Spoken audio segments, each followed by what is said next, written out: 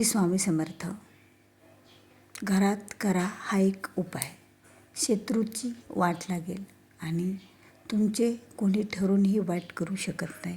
कारण तुमच्यापासून माझ्यापर्यंत कुणीही आपल्याला एकही असा शत्रू नाही असं नाही आहे.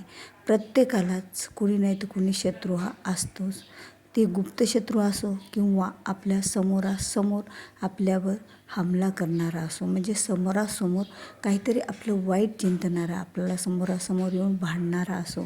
पण समोरासमोर येऊन भांडण्यापेक्षा जे गुप्त शत्रू असतात, जे आपल्याला कळत न कळत आपल्या चांगल्या चाललेल्या आयुष्यामध्ये काहीतरी एखादा दुधाच्या भांड्यात मिठाचा खडा टाकावा तसं काहीतरी सतत कांड्या करत राहतात. बघा, आपल्या जवळपासचे नातेवाईक असो, आपल्या जवळचे शेजारी असो किंवा आपल्या घरातलंही आपलं कुणी असू शकतं. असे बरेच जण आहेत की ते आपल्यावर डोळा ठेवून राहतात, नजर ठेवून राहतात आणि आपल्या प्रत्येक हालचालीवर त्यांचं लक्ष राहतं. फक्त लक्ष राहून नाही तर आपलं कुठं कसं वाईट होईल ही त्याची वाट बघतात. जर ते वाईट होत नसलं तर त्यांना चांगल्यात वाईटात कसं करावं हे त्याचा मार्ग बघतात आणि कधीकधी ते सफलही होत असतात. आणि व्यक्ती आपल्या अगदी जवळचे असतात आणि आपल्याला कधी माहीत पण नसतं की ते आपल्या पाठीमागे, आपल्या माघाऱ्या आपल्यावर एवढं काहीतरी करत असतात. आणि बघा, बरेच असे आहेत की त्यांच्या अशा वागण्यातून आपल्याला एकतर त्रास देतात किंवा मुद्दामून ते त्रास द्यायचा प्रयत्न करत असतात. आणि त्यांना वाटत असतं की आम्ही यांना त्रास दिला आणि त्यांना जिंकल्याचा भास होत असतो. पण एक गोष्ट म्हणजे माझ्यापासून काही गोष्टी लपल्या असतील, पण त्या परमेश्वरापासून काही लपत नसतं. त्याला तर सगळं दिसत असतं, कारण तो अंतर्यामी आहे. जग आपल्याला बाहेरून अंतर्बाह्य बघतं, पण आपल्याला आतून बघणारा तो म्हणजे आपला परमेश्वरच असतो. त्यामुळे कोणी कितीही आपल्याशी ठरूनही जरी वाईट करत असेल तरी त्या परमेश्वराच्या पेक्षा मोठं असं कोणीही राहू शकत नाही. आणि त्याच एक आपल्याला उपाय करायचा आहे. तो उपाय अगदी सोपा आहे, सहज आपल्या घरात दररोज कोणीही उपाय करू शकेल. कारण या उपायाने अनेक सेवेकऱ्यांच्या घरातील प्रश्न सुटलेले आहेत. अनेक सेवेकऱ्यांचे अडचणीतले जे काही दिवस असतील किंवा काही त्यांना त्रास असेल कोणापासून, तर ते सर्व त्रास त्यांचा सुटलेला आहे. तर ती सेवा कोणती आहे बघा. ती सेवा आपल्याला एक उपाय म्हणजे ती सेवा पण आहे, आपल्याकडून ती सेवा पण घडल्या जाते आणि या सेवेमुळे आपल्या घरातील वाईट ऊर्जा तर बाहेर जाते. आपल्या घरातील जी नकारात्मक ऊर्जा आहे किंवा आपल्या घरात कोणी येऊन ती ऊर्जा तयार करत असेल, बघा, सहज कोणीतरी आपल्या घरी येतं, गप्पा गोष्टी करत बसतं आणि काहीतरी भलतं सलतं तिसऱ्याला आपल्या घरात बोलून जातं. पण जे काही बोललेले शब्द असतात ते आपल्या घरातला वास्तुपुरुष तो कॅच करतो आणि आपल्याला तथास्तु म्हणत राहतो. म्हणून कुणालाही आपल्या घरात बसलेला असेल तर त्याला कुणाही विषयी आपल्या घरात बसून वाईट बोलू द्यायचं नाही. ही एक गोष्ट आपल्याला आवर्जून टाळायची आहे. आणि हा जो मी उपाय तुम्हाला सांगणार आहे, अगदी तो उपाय सहज लहानापासून मोठ्यापर्यंत कोणीही करू शकतं. घरात एका जरी माणसाने हा उपाय केला तरी सर्वांनाच त्याचा फायदा हा होत असतो. मग घरातील जर कर्त्या पुरुषांनी किंवा कर्त्या आपल्या घरातील स्त्री, जी कुलस्त्री आहे, तिने जरी केला किंवा त्यांना वेळ नसला, घरातील एखाद्या लहान लेकरांनी जरी हा उपाय केला तरीही या उपायाचा फायदा लहानापासून मोठ्यापर्यंत घरातील सर्व व्यक्तींना होत असतो. कारण एका छताखाली एका घरात सगळ्यांची एक व्यवहार आहेत, सर्वांची एक चलन आहे. एका छताखाली सर्वजण राहतात. त्यांच्या घरात कोणीही एकाने जरी हा उपाय केला तरीही त्याचा फायदा आपल्या घरातील सर्व व्यक्तीला होत असतो. जो कोणी स्वामी समर्थ महाराजांच्या सेवेत असेल, जो स्वामी सेवेकरी असेल, स्वामींचा भक्त असेल, त्यांना तर स्वामी समर्थ महाराज चांगला मार्गच दाखवतात. त्यांच्यातील जीवनातील जे अडचणी आहेत ते दूर करतात आणि त्यांच्यासाठी त्यांच्या मार्गावर स्वामी समर्थ महाराज हे फुले ठेवत असतात. बघा, जो स्वामींच्या कार्यात आहे त्याला कधीच दुःख कधीच कोणती गोष्टही जास्त प्रमाणात येत नाही, कारण सेवेनं ते प्रारब्ध कमी झालेलं असतं.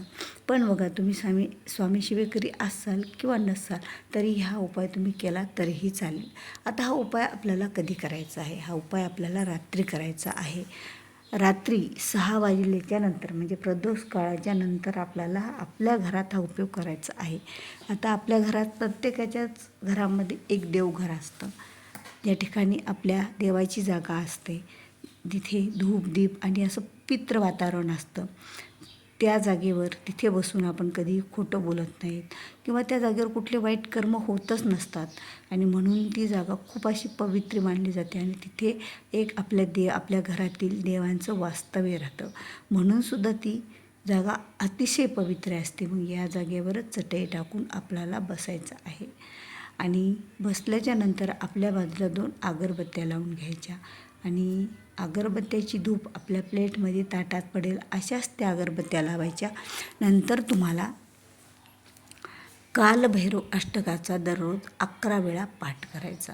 बघा, 11 वेळा पाठ करायला कमीत कमी कालभैरव अष्टक जर तुम्ही सतत 8 दिवस 4 दिवस जर म्हणत राहिल्या तर एक पाठ तुम्हाला अवघ्या 1 ते 2 मिनटामध्ये होऊन जातो. तर असे हे आपल्याला 11 पाठ करायचे आणि 11व्या पाठाच्या ऐवजी शेवटची जी फलश्रुती असते ती शेवटीला म्हणायची असते. तसं तुम्हाला हात जोडून आणि तिकडे ती अगरबत्ती लावलेली देवासमोर बसून कालभैरव अष्टक स्तोत्र हे 11 वेळा म्हणायचं. आता ज्यांना कोणाला हे स्तोत्र 11 वेळा जमत नाही त्यांनी हे स्तोत्र 1 वेळा जरी म्हटलं तरीही चालेल. 1 वेळा म्हटल्याच्या नंतर 1 वेळा प्रार्थना घ्यायची आणि प्रार्थना झाल्याच्या नंतर जी काही रक्षा म्हणजे अगरबत्तीची रक्षा तिथे जमा झालेली आहे तुमच्या ताटामध्ये कालभैरव अष्टक म्हणेपर्यंत ती रक्षा तुम्हाला हातात घ्यायची बघा आणि आपल्या घरात सगळीकडे टाकायची. आपल्या घरातील सर्व व्यक्तींना ती आपण लावायची. म्हणजे बघा, प्रत्येकाच्या कपाळी ती रक्षा जसा आपण अंगारा म्हणून लावतो तसा तो अंगारा लावायचा आणि आपल्या घरामध्ये चौफेर ती टाकायची. फक्त आपल्या वॉशरूममध्ये टॉयलेट बाथरूममध्ये ही रक्षा टाकायची नाही, कारण कालभैरव अष्टक स्तोत्र हे एवढं प्रभावशाली आहे की यामुळे आपल्यातील ज्या वाईट ऊर्जा आहेत त्या तर निघून जातात, पण आपल्या घरावर कोणाची वाईट नजरसुद्धा लागत नाही आणि शत्रूची सुद्धा याने वाट लागत असते. कारण आपला शत्रूसुद्धा बघा आपल्यासाठी जर काही प्लॅन करत असेल, ठरवत असेल, काही आपल्याला करण्यासाठी त्याचे प्लॅन सक्सेस होत नाहीत आणि आपल्यावर त्याचं कुठलाही वाईट परिणाम होत नसतो.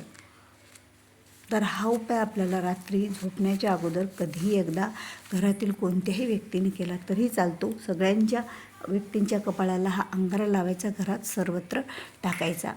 खरंच या उपायामुळे अनेक जणांचे अनेक प्रश्न सुटलेले आहेत. त्यांच्या घरातील काही भीती असेल, काही वास्तुदोष असेल तो तर निघून गेलेलाच आहे, पण त्याचे शत्रूसुद्धा जाग्यावरच बसून आहेत, त्याचं काहीही करू शकत नाहीत.